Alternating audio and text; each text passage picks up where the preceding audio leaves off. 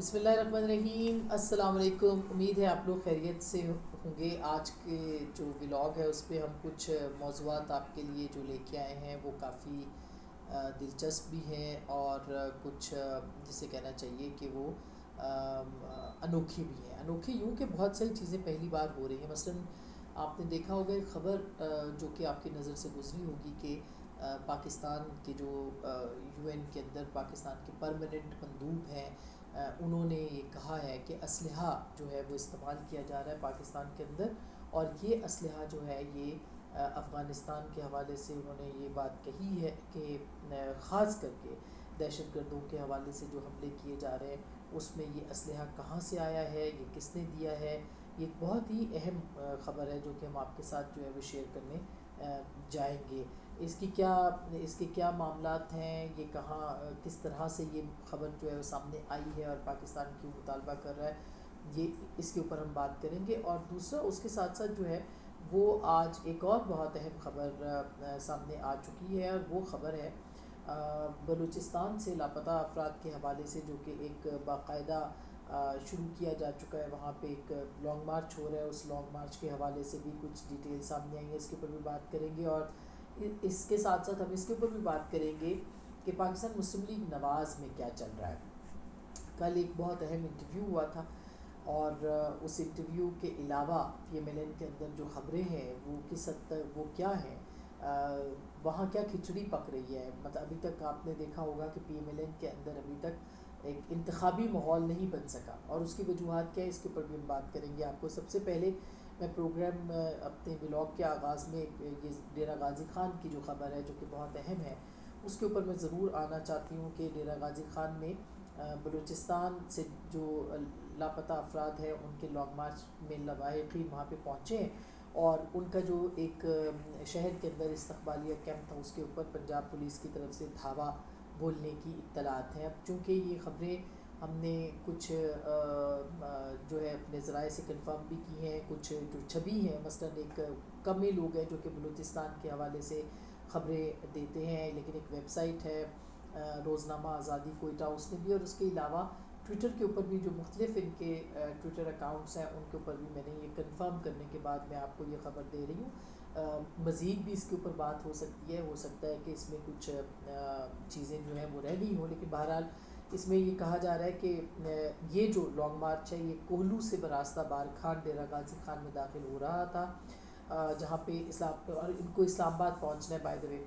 مگر پولیس نے جگہ جگہ رکاوٹیں کھڑی کی اور پرامن مارچ کو مشتعل بنانے کی کوشش کی جا رہی ہے۔ اس وقت ڈیرہ غازی خان میں استقبال کے لیے آنے والے افراد کو گرفتار کر لیا گیا اور ضلع میں دفعہ 144 بھی نکال دی گئی ہے۔ اسی خبر میں یہ بتایا گیا ہے کہ ضلع کیچ کے مرکزی شہر تربت سے نکلنے والا جو مارچ ہے وہ پنجگور، خضدار، سوراب، قلات، مستونگ،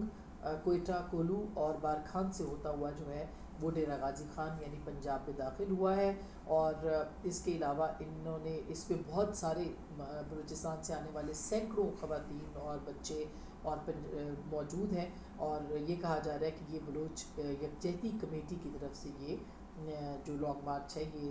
طے کیا گیا ہے یا کیا جا رہا ہے۔ یہ بھی میں آپ کو بتا دوں کہ اگر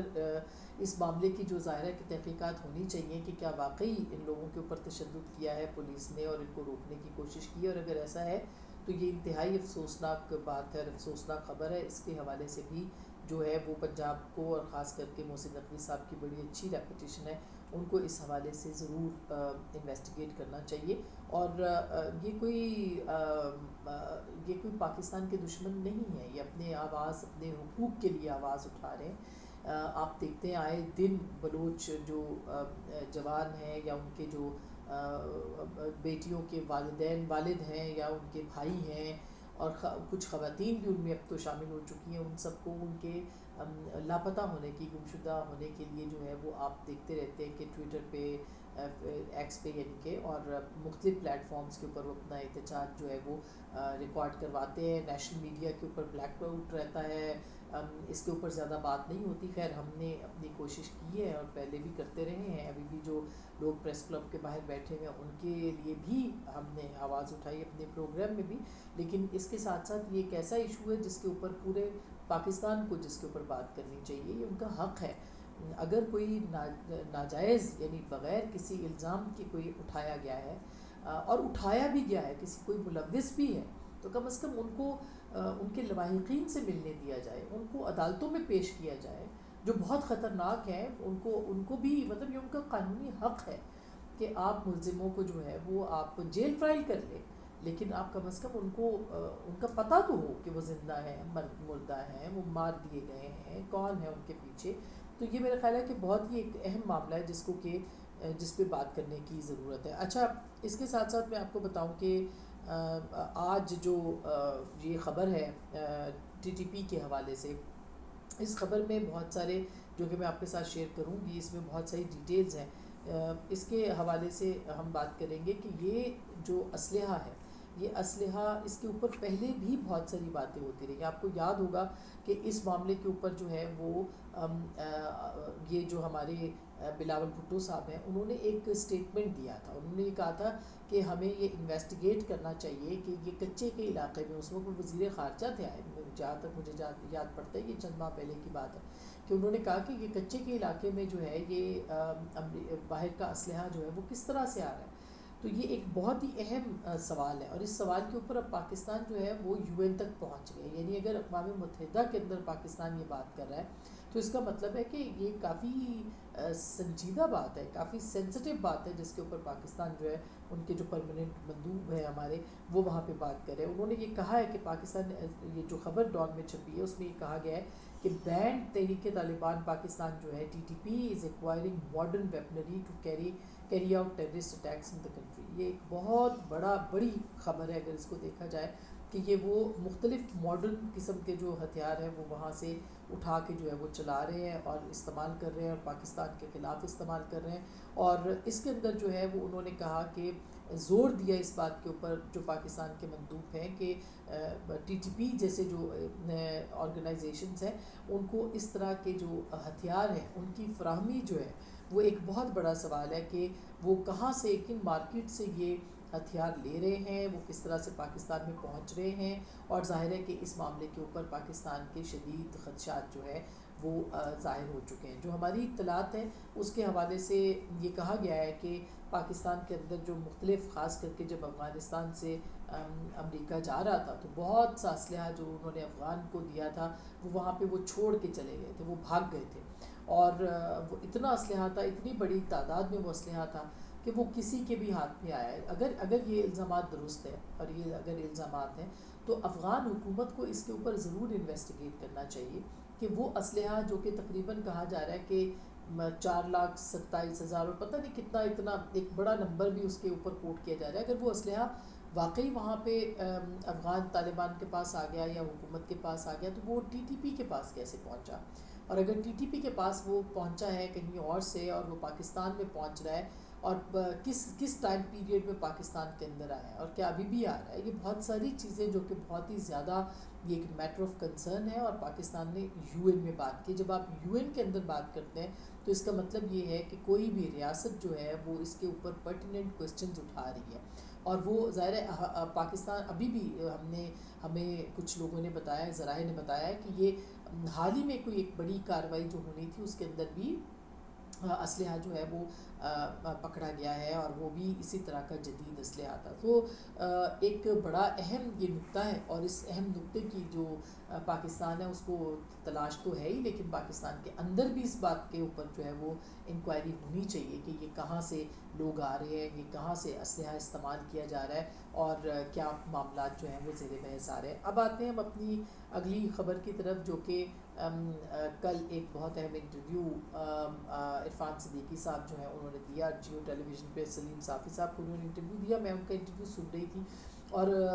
کوئی اور ہوتا تو شاید اتنی بات کو وزن نہ دی جاتی، مگر عرفان صدیقی صاحب نواز شریف صاحب کے بہت قریبی لوگوں میں سمجھے جاتے ہیں، بلکہ ہیں. اور انہوں نے جو بھی نواز شریف صاحب بولتے ہیں یا جس طرح سے جو بھی ان کی تقاریر ہوتی تھی ماضی میں بھی بطور وزیر اعظم بھی، وہ عرفان صدیقی صاحب لکھتے تھے. اب بھی جو ہے وہ بولنے سے پہلے، یعنی جو ان کی جو تقریریں ہوتی ہیں اس میں ان کی ان پٹ شامل ہوتی ہے. تو عرفان صدیقی صاحب ظاہر ہے کہ ان کا بہت ایک رابطہ ہے، تعلق ہے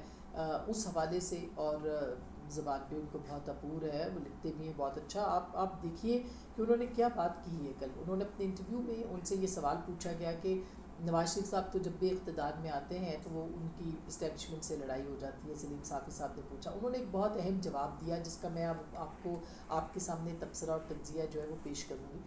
انہوں نے اپنے جواب میں یہ کہا کہ میں آپ کو یہ بتانا چاہتا ہوں کہ پہل نہیں کریں گے نواز شریف صاحب کبھی بھی، اور لیکن اگر کوئی پہل کرے گا تو پھر ظاہر ہے کہ وہ کریں گے. لیکن بہت واضح لفظوں میں انہوں نے کہا کہ میں آپ کو یقین دلانا چاہتا ہوں کہ نواز شریف صاحب جو ہیں وہ اسٹیبلشمنٹ کے حوالے سے کسی قسم کی کوئی پہل جو ہے وہ نہیں کریں گے. اور اس کے ساتھ ساتھ انہوں نے یہ بھی کہا کہ نواز شریف صاحب جو ہیں ان کے تعلقات بڑے اچھے رہے ہیں، انہوں نے کبھی کسی کو تنگ نہیں کیا. انہوں نے جب باجوہ کا ریفرنس دیا کہ انہوں نے ان کے لیے بہت اچھی باتیں کہی ہیں، اور ہمیشہ انہوں نے کہا کہ نواز شریف صاحب نے جب بھی ان کو ضرورت پڑی ان کو ہمیشہ آگے بڑھ کے فوج کو جو بھی چاہیے ضروریات وہ انہوں نے مہیا کی. تو انہوں نے کہا کہ کبھی ایسا نہیں ہوا کہ نواز شریف صاحب نے خود جو ہے وہ فوج کے ساتھ جو ہے وہ ایک حالات خراب کیے ہوں یا ان کے اسٹیبلشمنٹ کے ساتھ تعلقات ان کی وجہ سے خراب ہوئے ہوں. لیکن انہوں نے کہا کہ میں آپ کو یقین دلاتا ہوں کہ اب اگر ایسا وہ اقتدار میں آتے ہیں تو وہ کسی صورت بھی جو ہے وہ پہل نہیں کریں گے، اور وہ جو ہے وہ اپنے معاملات کو آگے سلیقے کے ساتھ لے کے چلیں گے، اور فوج کے ساتھ مل کے کام کرنا جو ہے اس وقت کی ضرورت ہے، وغیرہ وغیرہ وغیرہ. تو عرفان صدیقی صاحب کو آپ تھوڑی دیر کے لیے نواز شریف صاحب کنسیڈر کر لیں، یا نواز شریف صاحب کے بہاف پہ ان کو کنسیڈر کرنا چاہیے. اور ان کی بات سے جو میں سمجھی ہوں وہ یہ ہے کہ ایک تاثر بہت تیزی کے ساتھ جو ہے وہ یہ ڈیولپ، بلکہ ہو چکا ہے یہ ڈیولپ. اور بلاول صاحب اپنی تقریروں میں مسلسل یہ بات کر رہے ہیں کہ آپ دوبارہ ان کو وزیر اعظم بنانا چاہتے ہیں جو کہ پھر آپ کے ساتھ مہاسرائی کریں گے. تو وہ بار بار یہ چونکہ بات کر رہے ہیں اور ہر بات کا ایک امپیکٹ ہوتا ہے، تو ایک تاثر جو کہ مضبوط ہے پہلے سے ہی اور اس کو مزید مضبوط وہ ہو رہا ہے، اس کے اوپر جو ہے عرفان صدیقی صاحب جو ہیں انہوں نے یہ اپنی طرف سے واضح وضاحت کرنے کی کوشش کی ہے. اور بلکہ وضاحت نہیں، انہوں نے یقین دلایا ہے. لفظ یقین جو ہے ان کا لفظ جو ہے وہ بہت امپورٹنٹ ہے. وہ انہوں نے یقین دلایا ہے کہ نواز شریف صاحب کبھی پہل نہیں کریں گے اس سلسلے کے اندر جو بھی معاملات ہوں گے. تو یہ ضرورت کیوں پیش آئی، یہ بہت ایک اہم سوال ہے. ایک تو یہ کہ تاثر یا ایک پرسیپشن جو ہے وہ بہت زیادہ مضبوط ہے.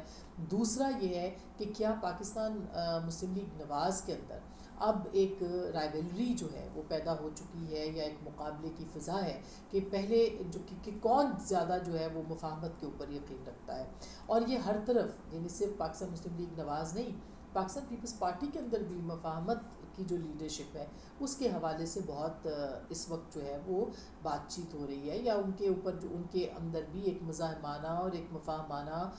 جو تاثر ہے، جو سیاست ہے، طرز سیاست، اس کے اوپر بات ہو رہی ہے. تو اب دلچسپ بات ہے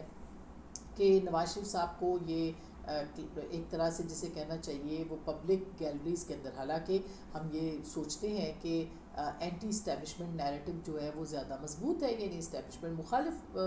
جو اس وقت ماحول ہے وہ زیادہ بنا ہوا ہے. لیکن یہ صرف یہاں نہیں ہوا. دوسری طرف تحریک انصاف جو ہے، یعنی ایک طرف تو نواز شریف صاحب آگے ان کے جو بہاف کے اوپر بات کر رہے ہیں، عرفان صدیقی صاحب یہ یقین دلا رہے ہیں کہ کوئی مہاجرائی نہیں ہوگی، اور دوسری طرف آپ نے تحریک انصاف کا نوٹ کیا ہوگا جو کل ہم نے آپ کو پرسوں اعلامیہ بھی پڑھ کے سنایا کہ انہوں نے اعلامیہ کیا کہ ہمارا اس سے کوئی تعلق نہیں، اس سے کوئی تعلق نہیں. باہر بیٹھے ہوئے بلاگرز اور یوٹیوبرز اور یہ سارے اپنی دکان چمکانے کے لیے تحریک انصاف کے بارے میں جو بات کریں ان سب کو انہوں نے ڈسون کر دیا ہے، لا تعلقی کا اظہار کر دیا. مختلف جگہوں پہ جو جلسے کرتے رہے اس کے اندر بھی آپ نے دیکھا کہ وہ اب نعرے لگاتے ہیں اور وہ سارا کام کرتے ہیں. اور وہاں پہ بھی ایک ایسی، اور بیرسٹر گوہر کا آنا بھی اسی سلسلے کی کڑی جو ہے وہ تصور کیا جا رہا ہے کہ مفاہمت ہوگی اور آگے بات چیت جو ہے وہ بڑھائی جائے. تو اب صورتحال یہ ہے کہ تحریک انصاف نے اپنا بیانیہ بھی بدل لیا ہے، یعنی تحریک انصاف کا بیانیہ بدلا،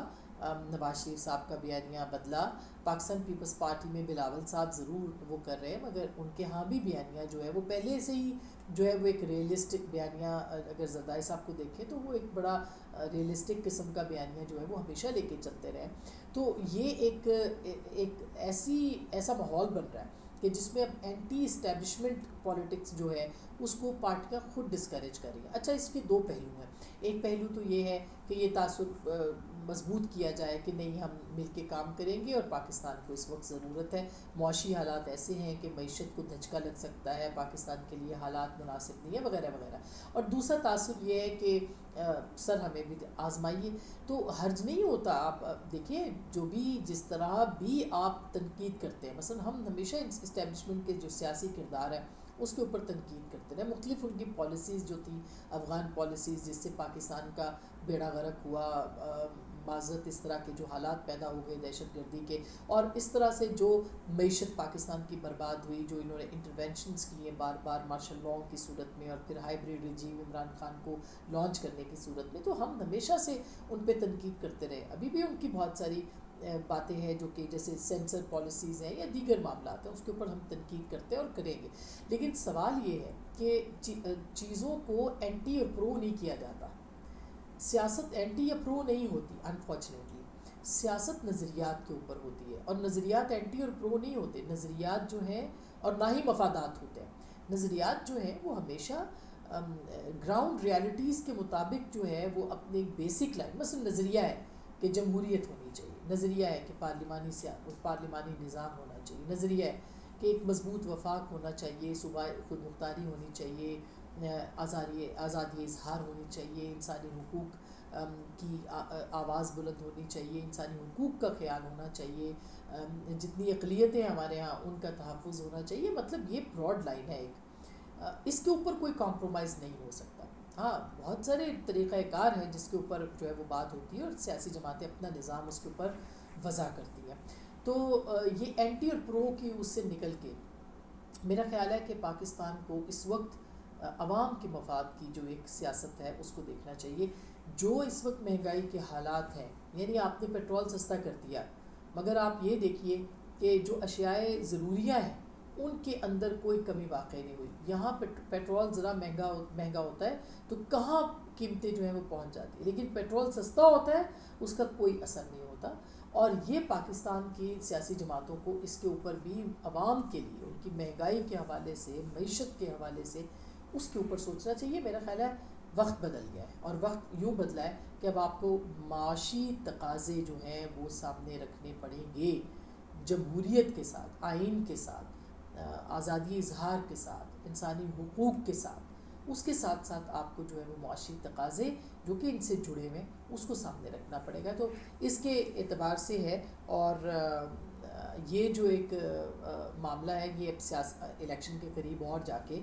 سامنے آئے گا, اور دلچسپ ہوگا کہ کون کیا کس بیانیے کے ساتھ باہر نکلتا ہے. انتخابات میں اب چند دن رہ گئے ہیں, اسکیجول آ چکا ہے, پہلی سے مختلف سیاسی جماعتیں میدان میں ہیں. 27 دسمبر سے سن رہے ہیں کہ بلاول صاحب نکل رہے ہیں, اور 1 جنوری سے جو ہے وہ شاید پی ایم ایل این نکل رہی ہے. پیپلز پارٹی آلریڈی میدان میں, لیکن 27 سے باقاعدہ اپنی مہم کا آغاز ان کا سننے میں آ رہا ہے کہ ہوگا. اسی طرح سے JUIF بھی ہے اور دیگر جماعتیں بھی ہیں. تو اب وہ پروگرام اور ایجنڈے پہ بات کریں, پاکستان کے آئین اور جمہوریت کے لیے بات کریں, یہ سب سے زیادہ امپورٹنٹ ہے. اپنا بہت خیال رکھیے گا. اللہ نے کے بعد.